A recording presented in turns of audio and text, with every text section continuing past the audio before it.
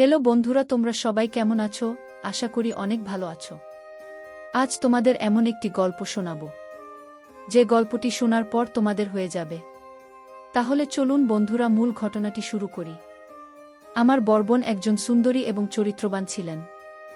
আমার বোন আমার লেখাপড়ার খরচ জোগাড় করার জন্য একটা বড় মালিকের বাসায় কাজ করতেন। একদিন মালিক বোনকে ফ্রিজে রাখা খাবার খাওয়ালেন মনের অনিচ্ছায়, তারপর বোন জ্ঞান হারিয়ে ফেলে। অজ্ঞান অবস্থায় মালিক বোনের সাথে। বাকি ঘটনাটি গল্পতেই বলছি। আমার বোন ও যখন বিয়ে হয়ে যায়, আমি তখন ক্লাস 9-এ পড়ি। স্কুল থেকে ফিরে শুনি আজ বোনের বিয়ে। আব্বা আমাকে বললেন, রাকিব, ঢাকা থেকে মেহমানরা আসবে, তুই এক ছুটে বাজারে যা। রবি কেবল তার ডেকোরেশনের চেয়ার পাঠাতে আমি এক দৌড়ে বাজারে চলে গেলাম। রবি চাচাকে যখন সব বলছি, দুইটা প্রকাণ্ড গাড়িকে বাজার পেরিয়ে আমাদের বাড়ির দিকে যেতে দেখলাম। রবি চাচা বললেন, যা ক্রোনার অনেক ভালো ঘরে বিয়ে হলো তাদের অবস্থা, এবার ফিরবে। বোনের কি সত্যি ভালো বিয়ে হচ্ছে? আমি জানি না, আমি শুধু জানি বোন চলে যাচ্ছে আমাদের বাসা থেকে। তারপর কি হবে? কে আমাদের খাবার রেঁধে দেবে? কে আমাকে চুপি চুপি তার মাটির ব্যাংক ভেঙে আমাকে মেলায় যাওয়ার টাকা দেবে? বোনকে ছাড়া যে আমার জীবন চলতে পারে, আমি সেটা কল্পনাও করতে পারি না। কলেজের এক প্রোগ্রামে আমার সুন্দরী বোনকে দেখে নাকি দারুণ পছন্দ করেছে একদল লোকের ইঞ্জিনিয়ার ছেলে। তার চাপে পড়ে তার পরিবার রাজি হয়েছে এই বিয়েতে, নইলে আমাদের মতো মধ্যবিত্ত ঘরে এত বড় আপনিও হওয়ার কথা না। সবাই বলাবলি করছে বন্যার কারণে এবার আমাদের ভাগ্য ফিরবে। আমার জন্মের সময় আমার মা মারা যান। বছর বয়স তখন 8। আমার স্কুল শিক্ষক আব্বা আর বিয়ে করেননি, বনি মানুষ করেছে আমাকে। আমার জগৎ ঘিরে, তাই আমার বোন বিয়ের আসর হয়ে গেল। দায়সারা ভাবে বিয়ে নাকি দুই পরিবারের বন্ধন, কিন্তু আমার সেটা মনে হলো না। পাত্রের বাবা সারাক্ষণ মুখ কালো করে রাখলেন। পাত্রের ছোট মামা আমাদের ঘর বাড়ি উঠোন ঘুরে ঘুরে দেখলেন। মাঝে মাঝে নাক সিটকাবেন আমাকে ডেকে বললেন, তুমি কোনো ক্লাসে পড়? আমি কিছু বলার আগেই কেউ একজন বলল, রাকিব পাইলট স্কুলে পড়ে, ফার্স্ট বয় 5-এ বৃত্তি পেয়েছে, ক্লাস 9-এ পেয়েছে। আমার লজ্জা লাগল, কিন্তু ছোট মামা শুধু একটু নাক সিটকাবেন। সেদিন গাড়িতে ওঠার আগে বোন যখন আমাকে জড়িয়ে ধরে নিঃশব্দে কাঁদছিল, তখনও আমার কষ্ট লাগছিল। 3 দিন পর নতুন বরের বোন এনআইওর আসার কথা। আব্বা পাড়া প্রতিবেশীদের নিয়ে রান্নাবান্নার আয়োজন করলেন। একটা গাড়ি ভাড়া করে নতুন বরকে আনতে পাঠালেন। গাড়ি ফেরত এলো। নতুন বরের আসতে পারবে না, তার কোনো জরুরি কাজ পড়ে গেছে, পরের সময় করে আসবে। বোন আসলো আরও মাস 3 পর। একটা সাদা রঙের গাড়ি থেকে বন্যা মা। আমি ছুটে গেলাম। আমি বোনকে জড়িয়ে ধরতে গিয়েও থমকে গেলাম। গায়ে দামি ফিনফিনে শাড়ি, মুখে পার্লার থেকে করা করা মেকআপ, প্লাক করা বা কানে ভো আর স্ট্রেট করা চুলে আমার বোনকে কেন জানি হঠাৎ অচেনা লাগল। আব্বা দৌড়ে এলেন, বর আসেনি না, বা সাইটের কাজে গেছে। বোন আব্বাকে ধরে, কিছুক্ষণ কাঁদো। আমি সারাদিন বোন ওর আশপাশে ঘুরঘুর করলাম, কিন্তু বোনকে কেমন আনমনা দেখলাম। শুধু একবার আমাকে জিজ্ঞেস করল, রাকিব, পড়াশোনা করছিস তো ঠিক মতো? রাতে আমার ঘুম এল না, বড্ড অভিমান হলো। বোন অনেক বদলে গেছে। এই অল্প দিনেই এত বদলে যেতে পারে মানুষ। বোন 3 দিন থাকল। শেষের দিন দুলাভাই এলেন বোনকে নিয়ে যেতে। দুলাভাই দেখলাম বেশ গম্ভীর। আমাকে ডেকে বললেন, কি রে রাকিব, পড়াশোনা করে ঠিক মতো নাকি সারাদিন বাদরামি? আমি কিছু বললাম না।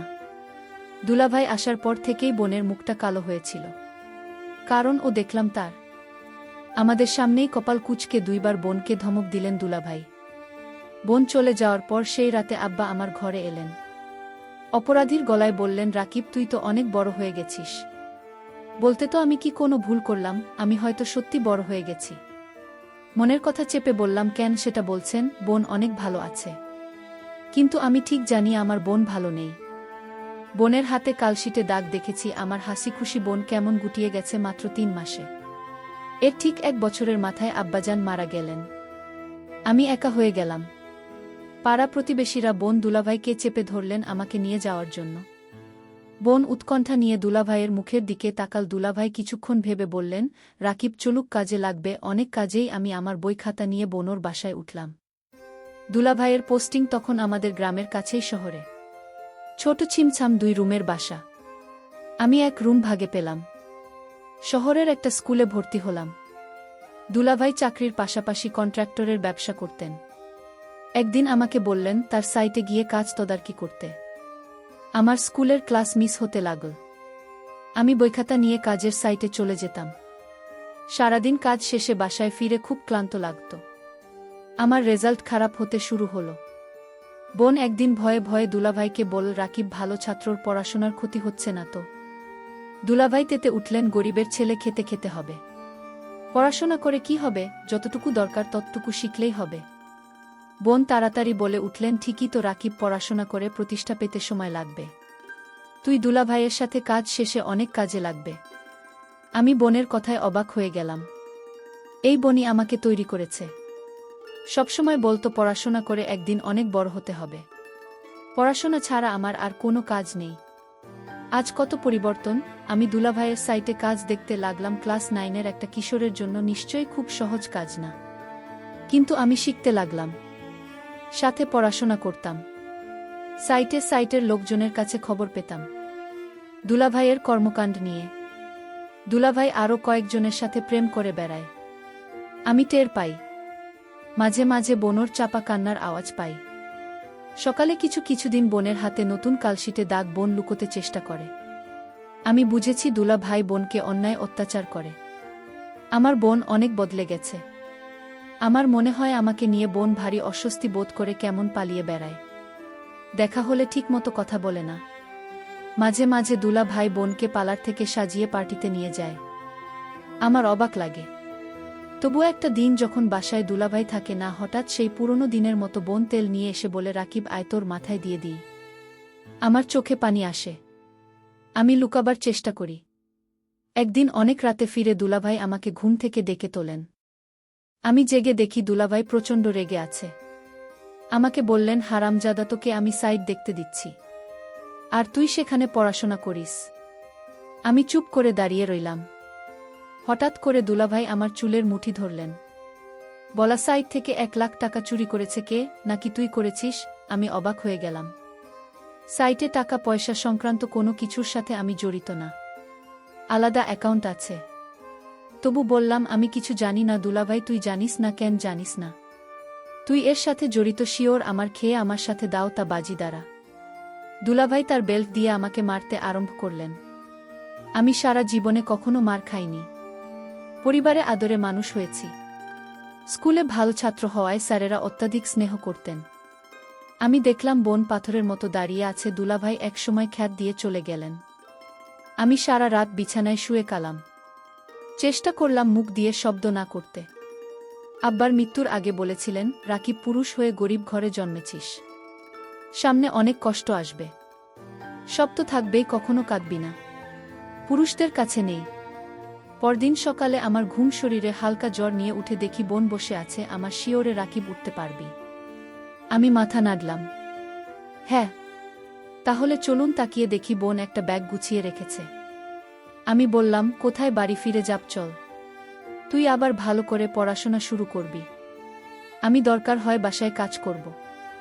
2 জনের একটা ব্যবস্থা হয়ে যাবে। আমি অবাক হয়ে তাকিয়ে রইলাম। বোন আমার জন্য তার স্বামীকে ডিভোর্স দিয়ে চলে এলো এবং সেই বাড়ি থেকে চিরদিনের জন্য চলে এলো। তারপর বাসায় আমি আর বোন থাকি। বোন একটা বড়লোক বাসায় কাজ পেল। তাদের কাপড় ধোয়া, রান্না করা ইত্যাদি তাদের কাজ করতে হবে। মাসে যে টাকাটা পাব সেই টাকা দিয়ে আমার লেখাপড়ার করছে, তার পরিবার চলে যাবে। বোন যে বাড়িতে কাজ করে সেই বাড়ির মালিক বোনকে একদিন বলেছিল, তোমার যত টাকা দরকার আমি দিব, তুমি শুধু একটি কথা রাখো। বোন বলল, আমি বাসায় কাজ করি, এটাই আমার চলে, অতিরিক্ত টাকার আমার দরকার নেই। বোন বুঝতে পেরেছিল বাসার মালিকের চরিত্র ভালো না। তারপরও বনি বাড়িতে কাজ করে যে টাকা পেত সেটা দিয়েই আমাদের বাস চলে যেত। মালিকের বাসার সবাই একদিন কোথায় ঘুরতে গেল, শুধু মালিক বাড়িতে ছিল। মালিকের নাম আছান আলী। বোন বলল, আজ তো বাসায় কেউ নাই, তেমন কাজ নেই, তাহলে আজ আমি চলে যাই। মালিক তখন বলল, শোনো, অনেক কাজ পড়ে রয়েছে। কি কাজ পড়ে রয়েছে?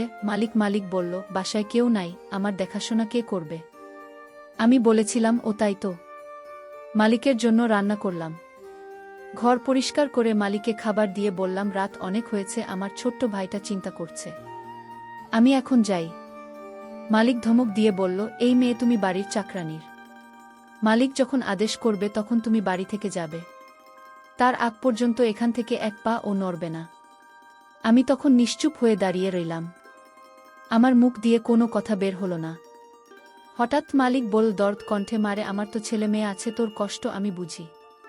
তুই তোর মাকে হারাল, বাবাকে হারালি, নিজের স্বামীকে হারালে, এখন ভাইটাকে লেখাপড়া শিখিয়ে মানুষ করার জন্য তুই পরিশ্রম করেছিস। আমি মালিকের হঠাৎ এরকম ভালো কথা শুনে আমি কিছুটা অবাক হলাম। কিন্তু সে মুখে যা বলছে চেহারায় তা প্রকাশ পায় না। আমাকে বলল, আমার স্ত্রী ছেলে মেয়ে তারা 2 দিনের জন্য তুলে গেছে। আমি বলেছিলাম, আপনি যাননি কেন? আমার ঘোরাফেরা তেমন একটা ভাল লাগে না। আমি এর আগে বহুবার ঘোরাফেরা করেছি, এখন আর ভাল লাগে না। তুই আমার মেয়ের মতো ধর, তোকে আমি কিছু টাকা দিলাম, তোর ভাইয়ের সামনে পরীক্ষা, ভালো মন্দ কিছু খাওয়া শেষ। আমি বলেছিলাম আমার টাকা লাগবে না। মালিক তখন আমায় জোর করে টাকাটা হাতে ধরিয়ে দিল।